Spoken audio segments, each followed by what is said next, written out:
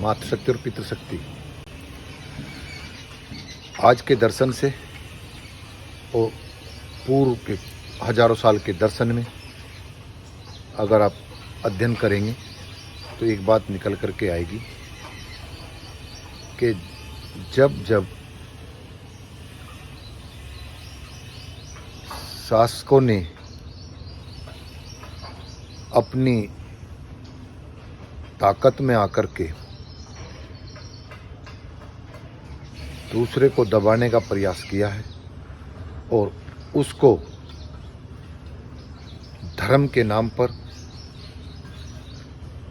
राष्ट्र तो तब था नहीं, मैं हजारों साल पहले बताया, कबीलियाई थे और कबीलियाई प्रकृति के उपासक थे।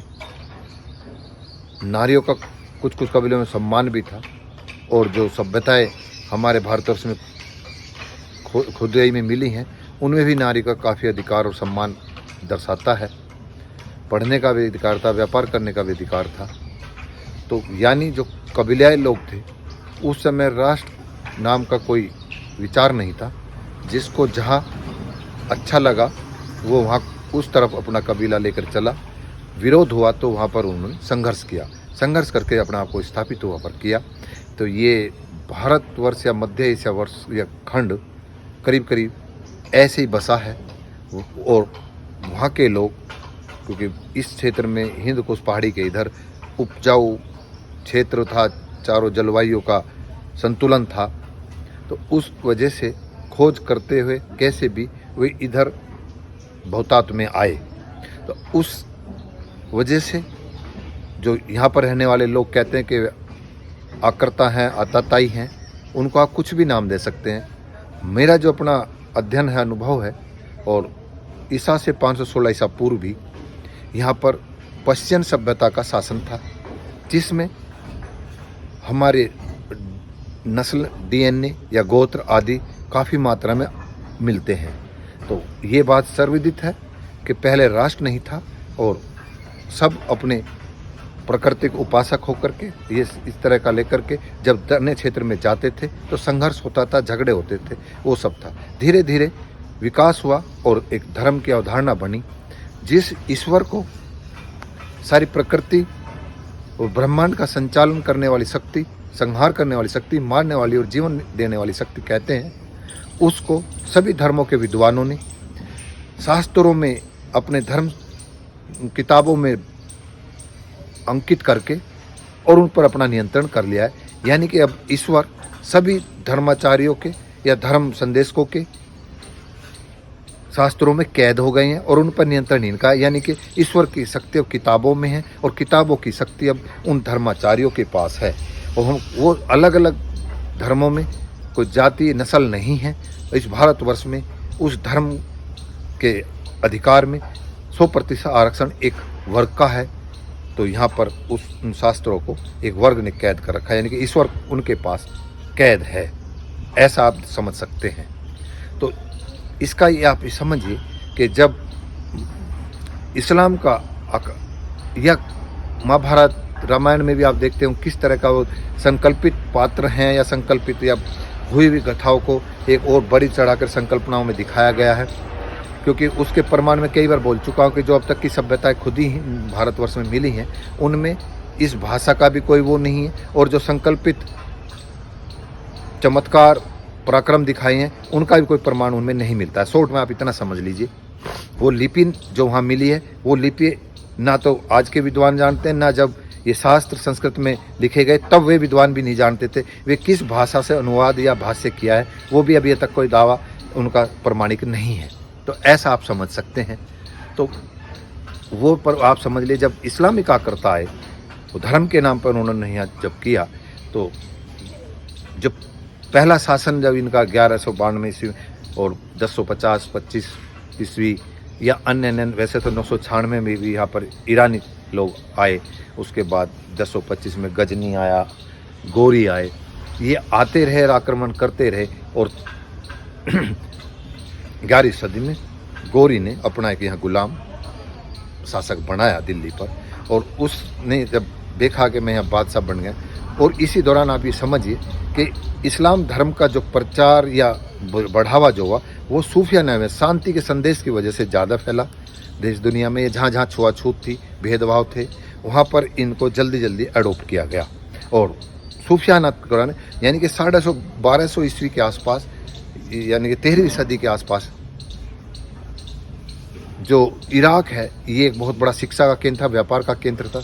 जैसे हमारे यहाँ विश्वविद्यालय, ऐसे ही इस्लामिक क्षेत्र में बड़े बड़े विश्वविद्यालय थे, व्यापार के केंद्र थे। और हमारी गणित या हमारे ज्ञान को उन्होंने अनुवादित करके पश्चिम के देशों में, अपने इस अरब में उसको फैलाया भी है। आज उसका नाम लेवा कोई नहीं है। वजह क्या है कि जब कट्टरता बढ़ी, तो मैं अब इस बात पर आता हूँ कि जहाँ कट्टरता बढ़ेगी, वहाँ पक्षपात बढ़ेगा, वहाँ जहाँ धर्मांधता बढ़ेगी वहाँ भेदभाव बढ़ेगा। और उसकी वजह से जब यहाँ पर ये गोरी का गुलाम यहाँ पर बैठा, ऐबक या कौन था वो, उसने एक सूफी से पूछा दिल्ली में कि अब तो हमारे यहाँ शासन है तो हम अपना इस्लामिक विचारधारा फैला दे। तब उन्होंने कहा कि मूर्ख मत बनो। 98% लोग भले ही यहाँ जातीय भेदभाव में हों, क्षेत्रीय भेदभाव में हों, लेकिन वे धर्म के नाम पर इकट्ठा हो जाएंगे और आपको यहाँ शासन करना मुश्किल हो जाएगा। तो यानी वो इस विचारधारा को त्याग दिया और धीरे धीरे यहाँ उनका शासन भी चला और धार्मिक आस्था भी बढ़ी। उसके बाद 13वीं सदी में तैमूर लंग आया, अत्याचार हुए, वो रुक नहीं पाया, यानी कि रॉकेट की तरह आया, रॉकेट की तरह ख़त्म हो गया। तो जिन्होंने भी हिंसा को और कट्टरता को ज़्यादा साथ लिया, वो ना तो ज़्यादा चल पाए, ना वो कुछ ज़्यादा विस्तार कर पाए। अब 16वीं सदी में अकबर आया। अकबर महान कहलाया। वजह क्या थी कि वो नेगोशिएशन करता था, वो जिसकी जो ज़रूरत थी वो उसको पूरा करता था, लेकिन अपने राज्य विस्तार के लिए, अपनी कमांड बढ़ाने के लिए उसने जिसको जैसे काबू में किया गया उसको वैसा प्रलोभन दे करके, हुक एंड क्रूक करके अपनी राज्य विस्तार को चलाता रहा। और दीन इलाही एक विचारधारा या धर्म वो यहाँ ला रहे थे, लेकिन उसके ही सहधर्मियों ने इस बात का विरोध किया तो उसकी ये विफलता होगी। हो सकता है अगर उस समय वो चुप होते तो शायद यहाँ दीन इलाही का ही बोला बाला होता, क्योंकि 82% जो जिम्मेदार वर्ग थे देश के, जो इस सनातन संस्कृति और वैदिक संस्कृति को ढोने वाले दावा करते हैं कि हम ही लोग हैं इसके संचालन करने वाले और ढोने वाले, तो वो उनके नतमस्तक थे। फिर उनके बेटे ने भी ऐसे ही किया। फिर उनका पोता औरंगजेब आया, उसने फिर वही कट्टरता का बढ़ावा दिया, 50 साल शासन किया। लेकिन आप ये देखिए कि 200 साल के लगभग उसके बाप दादाओं का जो शासन था, जो निर्बाध चला, संघर्ष कम हुए तो आपस में उन लोगों को भिड़ा के रखा, लेकिन वो अपना राज्य विस्तार भी और धार्मिक विस्तार भी करते रहे। इन्होंने कट्टरता से, धर्मांधता से, वही जो जिम्मेदार हैं वे 82% इसके साथ भी थे। लेकिन औरंगजेब को अगर आप अध्ययन करेंगे तो मुगलों की पकड़ कम हुई, इस्लाम की पकड़ कम उसकी कट्टरता की वजह से हुई। और अंतोगत्वा वो ऐसा कह सकते हैं कि अपने दादा पुरखों का दिया हुआ साम्राज्य को पतन करने का कारण उसकी कट्टरता और धर्मांधता बनी। ऐसे ही आप अन्य का भी देख सकते हैं। आज की स्थिति भी यही है कि वर्तमान विपक्ष के तुष्टीकरण, भ्रष्टाचार, अन्य जिससे आज वे उनको जरा से उसमें काबू में आ रहे हैं। और आज की सरकार भी वही धर्मांधता और कट्टरता परोस रही है जो औरंगजेब ने परोसी थी, उसका हवाला दे करके।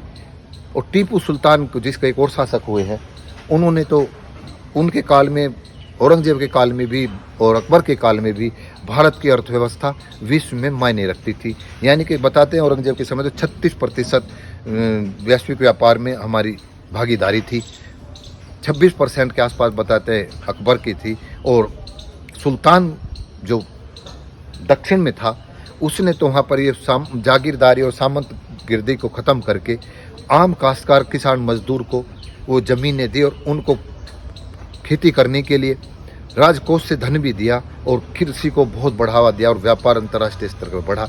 यानी कि एक वो विदेशी व्यक्ति होने के बावजूद भी यहाँ पर उसने आम किसान मजदूर को अच्छा अवसर दिया। ये सर्वविदित है, लिंग अंकित है।